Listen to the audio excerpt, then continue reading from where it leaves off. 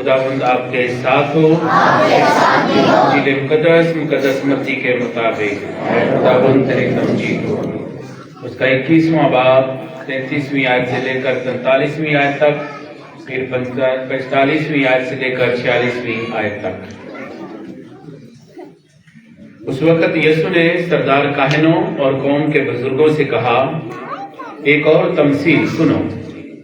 ایک مالک مکان تھا جس نے طاقستان لگایا اور اس کے چوگرد احاطہ گھیرا اور اس میں کوہلو گاڑا اور برج بنایا اور اسے اجارہ داروں کو اجارہ پر دے کر کسی اور ملک کو چلا گیا۔ اور جب پھل کا موسم قریب آیا تو اس نے اپنے نوکروں کو اجارہ داروں کے پاس بھیجا کہ اس کا پھل لے، مگر اجارہ داروں نے اس کے نوکروں کو پکڑ کر کسی کو پیٹا اور کسی کو مار ڈالا اور کسی کو سنسار کیا۔ پھر اس نے اور نوکروں کو بھیجا جو پہلوں سے زیادہ تھے، انہوں نے ان کے ساتھ بھی اسی طرح کیا۔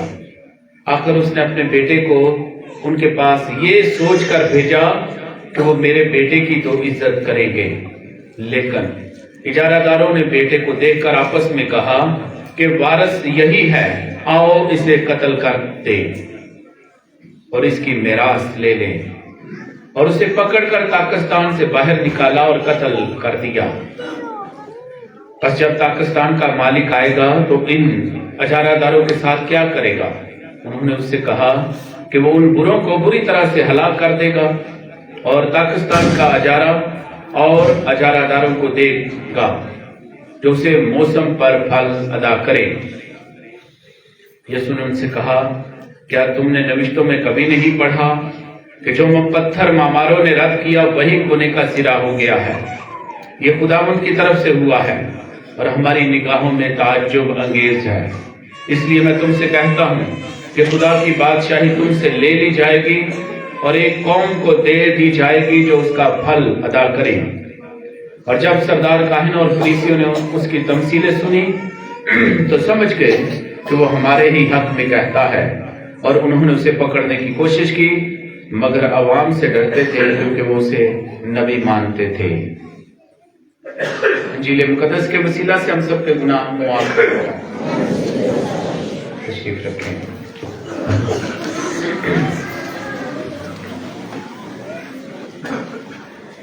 اسی خداوند میں میرے عزیزو، خدا کا پاک کلام ہمیں درس دیتا ہے، آگاہی دیتا ہے کہ خدا نے دنیا سے ایسا پیار کیا کہ اپنا اکلوتا بیٹا بخش دیا تاکہ جو کوئی اس پر ایمان لائے ہلاک نہ ہو بلکہ ہمیشہ کی زندگی پائے۔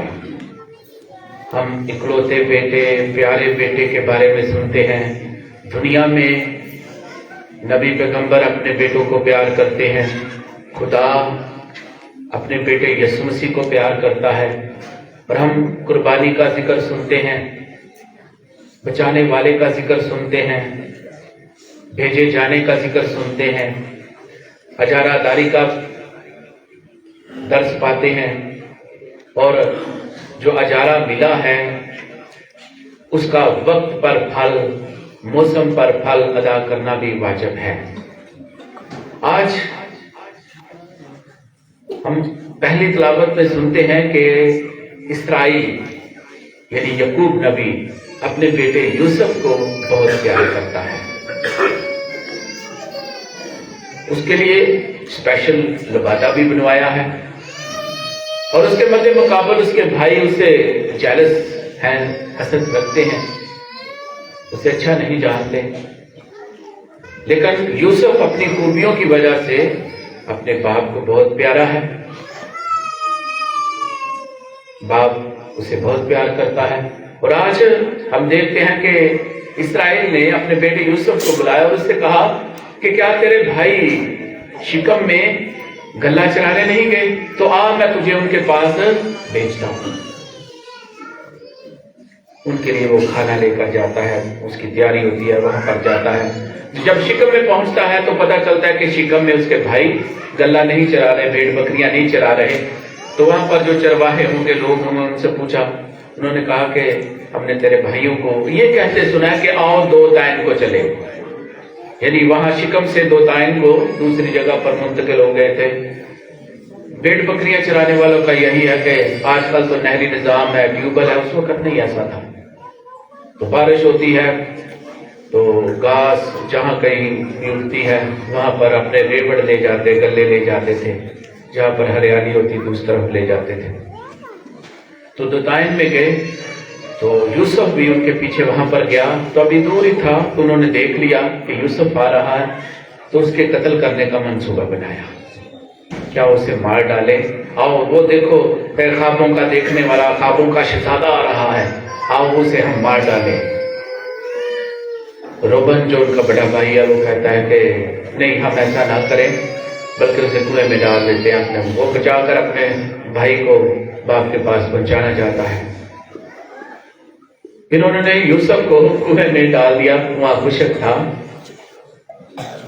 تو دیکھتے کیا ہے کہ اسماعیلیوں کا قافلہ جا رہا ہے، تو انہوں نے خیال کیا کہ اسے نکال کر بیچ ڈالتے ہیں، اور یہ بات یہودا نے کی کہ ہم اس کا خون نہ بہائیں بلکہ اسے بیچ دیتے ہیں۔ اسی اثناء میں جو مدیانی آتے ہیں، ٹھیک ہے، وہ نکال کر یوسف کو ان کے ہاتھ بیچ دیتے ہیں اور وہ مصر میں لے جاتے ہیں۔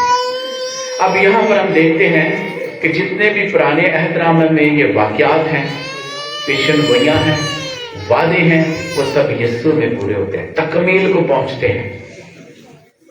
پچھلے یہ گزشتہ اتوار کو ہم نے سنا کہ باپ ابراہیم اپنے بیٹے اسحاق کی قربانی دیتا ہے، پیارے بیٹے کی، لکھا ہے جسے وہ پیار کرتا ہے، اکلوتا بیٹا ہے، وعدے کا فرزند ہے۔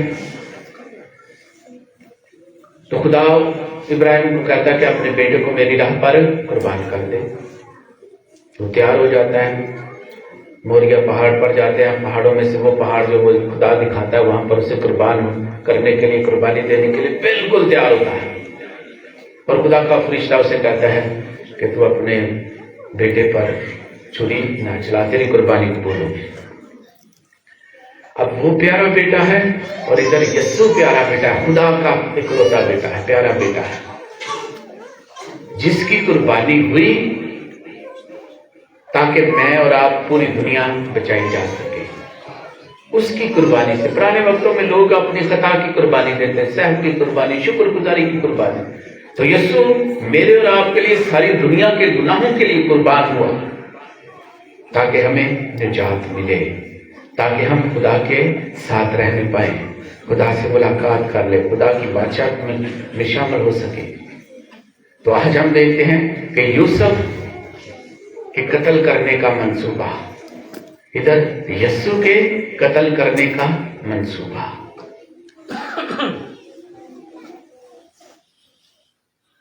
یسوع کی قربانی، اسحاق کی قربانی، کس کی قربانی میننگ فل ہے، مؤثر ہے، کس کی قربانی بچاتی ہے سب کو۔ تو یہ ساری باتیں ہمیں سکھائی گئی ہیں۔ آج بھی ہم دیکھتے ہیں کہ جب یوسف جاتا ہے تو اس کے بھائی پہلے منصوبہ بناتے ہیں، پھر اس کی قیمت لگاتے ہیں۔ ادھر ہم دیکھتے ہیں یسوع کے قتل کرنے کا منصوبہ ہے، یسوع کی بھی قیمت لگائی گئی۔ ادھر یہودا قیمت کی بات کرتا ہے، ادھر یہودا اسکریوتی قیمت کی بات کرتا ہے، پیسے کی بات کرتا ہے، بیچا جاتا ہے یسوع۔ آج کی تمثیل میں ہم دیکھتے ہیں کہ خدا جو مال کے مکان ہے اس نے پاکستان لگایا، اور پاکستان لگا کر دوسرے ملک کو چلا گیا، اور یہ اجارہ داروں کو دے دیا۔ وہ اجارہ دار کون ہے؟ قوم بنی اسرائیل ہے، تاکہ وقت پر، موسم پر پھل ادا کیے جائیں۔ جب پھل کا موسم آیا تو مال کے مکان میں خدا نے نوکروں کو بھیجا، یعنی انبیاء کرام کو بھیجا کہ ان کا پھل حاصل کریں۔ انہوں نے کیا کیا؟ قوم بنی اسرائیل نے انبیاء کرام کو پکڑا، پیٹا، مارا، قتل کر دیا، آرے سے چیر دیا۔ پھر مالک نے کیا کیا؟ اور نوکروں کو بھیجا جو ان سے بھی زیادہ تھے، ان کے ساتھ بھی انہوں نے ویسے ہی سلوک کیا، انبیاء کرام کے ساتھ۔ کسی کو مارا پیٹا مار ڈالا قتل کر دیا. آخر میں مالک نے کیا کیا کہ اپنے بیٹے کو بھیجا, یعنی خدا یسوع مسیح کو. آخر میں اپنے بیٹے کو بھیجا کہ میرے بیٹے کا تو لحاظ کریں گے. لیکن کیا کیا, جب دیکھا کہ وہ آ رہا ہے, وارث آ رہا ہے, کائنات کا وارث آ رہا ہے, پاکستان کا وارث آ رہا ہے, تو وہ دیکھ کر اس کے قتل کرنے کا منصوبہ بنایا, اسے پکڑا اور پاکستان کے باہر اسے قتل کر ڈالا.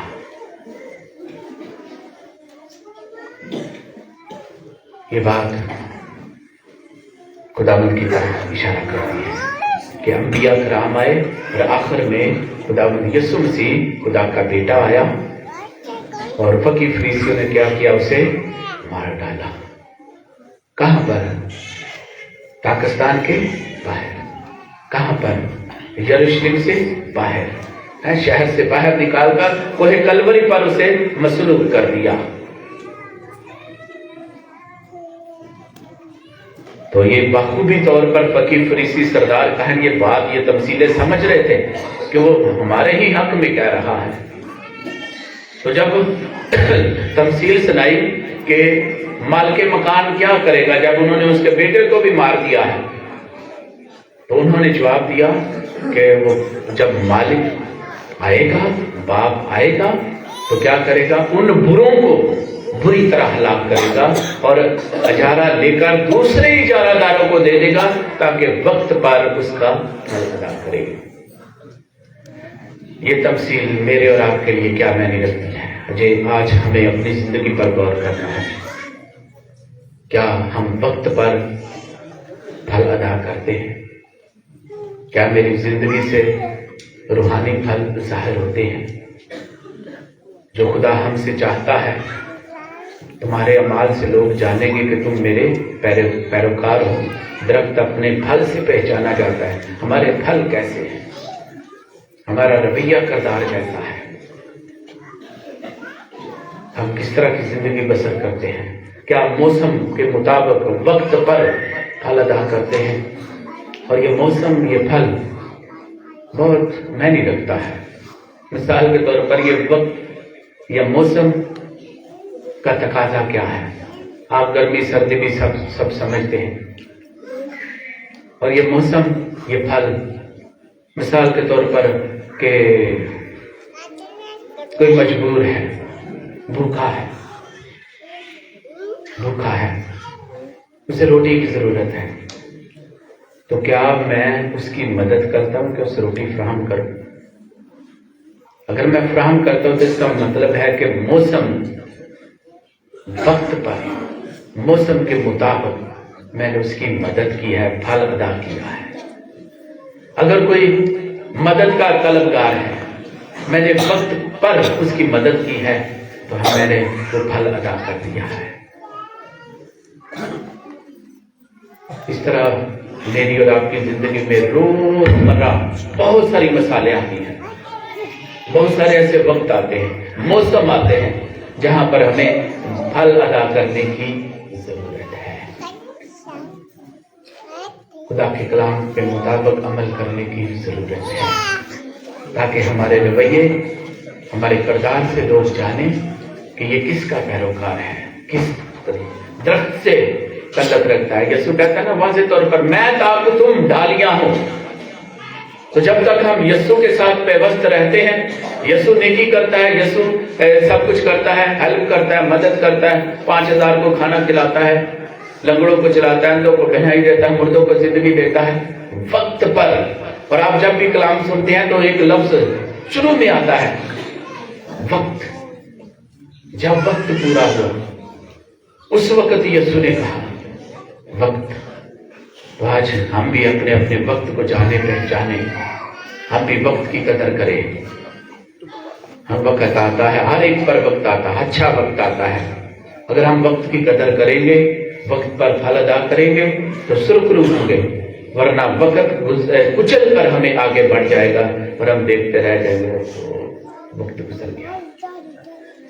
جیسے عام انسان ہے, روزمرہ کی زندگی ہے, ہم دیکھتے ہیں ہر بندہ اچھے وقت کی تلاش میں ہوتا ہے، ہر بندہ، ہر شخص چھوٹے بڑے اچھے وقت کی تلاش میں، اچھے وقت کے لیے بہت کچھ کرتا ہے،